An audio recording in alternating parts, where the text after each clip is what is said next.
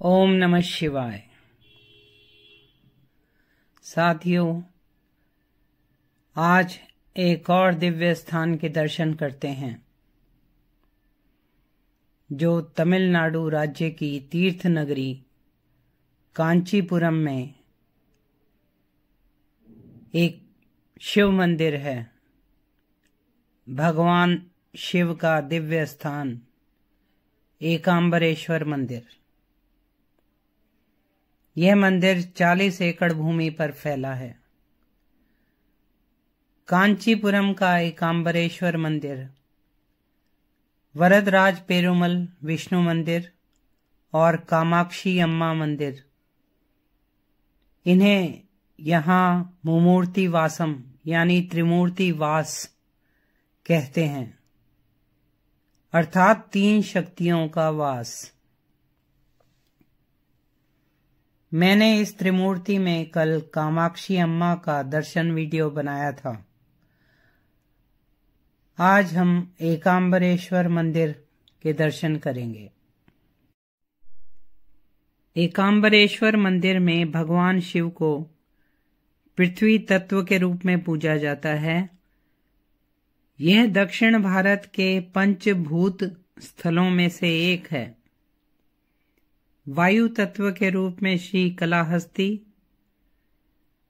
तिरुवन्नामलाई में अग्नि तत्व रूप में, चिदंबरम में आकाश तत्व रूप में, तिरुवनाई कवल में जल तत्व रूप में। इन मंदिरों का निर्माण मानव का आध्यात्म स्तर ऊंचा करने के लिए निर्माण किया गया था। एकांबरेश्वर में लिंगम पृथ्वी लिंगम कहलाते हैं। मंदिर द्रविड़ वास्तुशैली में बना है, जो पहले पल्लव, फिर पांड्य, चोल शासकों ने और विजयनगर के शासकों ने, विशेषकर कृष्णदेव राय ने मंदिर को बढ़ाने में अपना योगदान दिया। मंदिर का विशाल गोपुरम है, जिसके ऊपर धातु के 11 कलश हैं। गोपुरम 59 मीटर ऊंचा है, 11 तल का है। गर्भगृह के शिखर पर 7 कलश स्थापित हैं। गर्भगृह में शिवलिंग शंकु आकार के 2.5 फीट ऊंचे मिट्टी से बने हैं और बताया जाता है कि इसमें जलाभिषेक आधार पर किया जाता है। शिवलिंग पर तेलाभिषेक किया जाता है। शिवलिंग के पीछे शिव, पार्वती व कार्तिकेय भगवान हैं।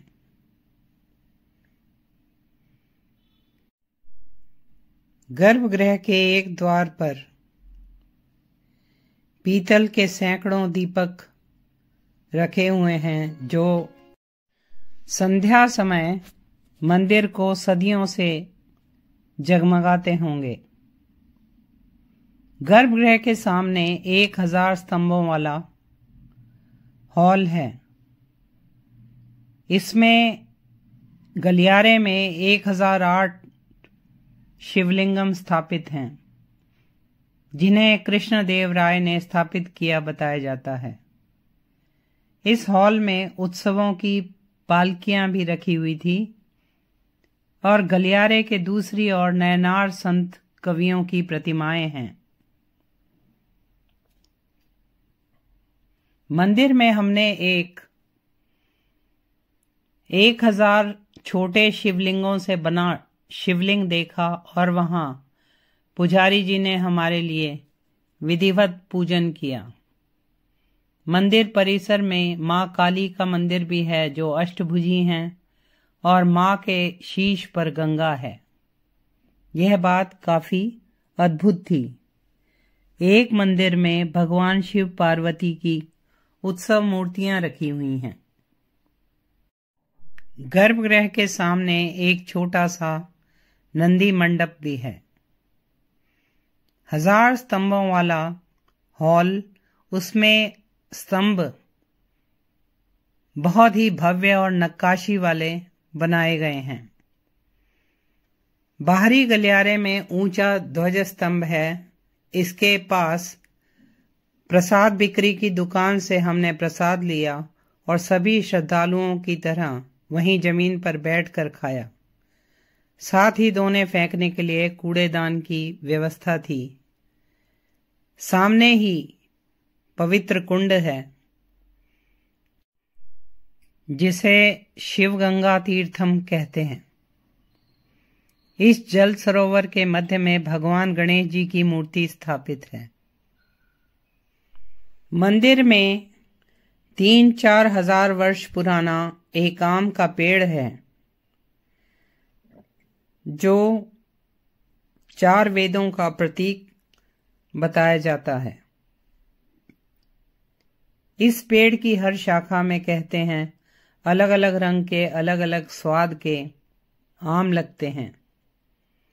इस पेड़ के नीचे मां पार्वती ने मिट्टी और बालू का शिवलिंग बनाया और शिवजी से विवाह करने की इच्छा से घोर तपस्या की। शिवजी ने परीक्षा लेने के लिए चारों ओर गंगा जल भर दिया ताकि बालू का शिवलिंग बह जाए। तो मां पार्वती ने शिवलिंग को आलिंगन करके उसकी रक्षा की और भगवान की तपस्या करती रहीं। भगवान प्रसन्न हुए, उन्होंने माता पार्वती से विवाह कर लिया। इस वृक्ष के नीचे एक छोटा सा शिव पार्वती मंदिर भी है और एक शिला पर श्री यंत्र उत्कीर्णित है जिसकी कुमकुम और फूलों से नियमित पूजा होती है। सभी श्रद्धालु इस आम्र वृक्ष की परिक्रमा करते हैं और हमने भी की। मंदिर में एक नटराज मंदिर और एक विष्णु मंदिर है। दक्षिण भारत के मंदिरों के फर्श पर सुंदर रंगोली बनी रहती है। यहाँ मंदिरों में मूर्ति कला, वास्तुकला और चित्रकला कूट कूट कर भरी रहती है। मंदिर में सोमवार और उत्सवों में बहुत श्रद्धालु आते हैं। मंदिर में 13 दिवसीय ब्रह्मोत्सव फागुन मास में धूमधाम से मनाया जाता है। शिवरात्रि का त्योहार मंदिर में मनाया जाता है। इतने पुराने भव्य मंदिरों को देखकर ऐसा लगता है कि उन बनाने वाले लोगों की श्रद्धा भक्ति कितनी रही होगी जिन्होंने इतने भारी भरकम पाषाण स्तंभों को नक्काशी से सजा रखा है। साथियों, ऐसे ही दिव्य स्थानों की जानकारी के लिए, उनके दर्शन के लिए please like, share and subscribe this channel. ओम नमः शिवाय।